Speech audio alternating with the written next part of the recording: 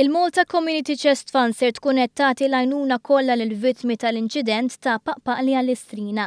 Dan anke jekk uħud mill-vittmi jkollhom bżonn x'interventi barra minn xtutna. Dan ikkonfermatu l-President ta' Malta Mary Louise Colero Preca f'konferenza tal-aħbarijiet fil-Palazz ta' San Anton il-ħadd filgħaxija.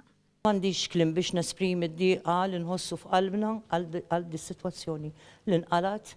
Imma bla dubju ta' xejn ħankunu qegħdin hemm kif ngħinu dejjem biex ngħinu kemm nifilħu u b'dak kollu li nistgħu biex nippruvaw intaffu din id-dieqa u din id-diffikultà.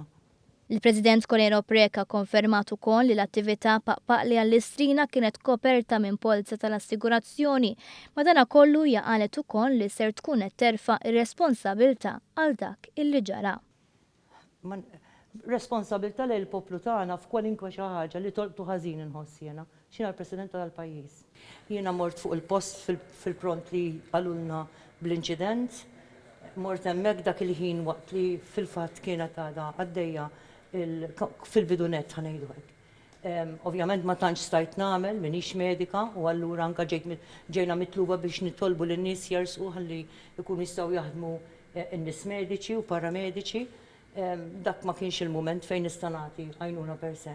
Imbagħad mort Mater Dei biex nibdew nilqgħu il-pazjenti u nduru wkoll mal-familjari.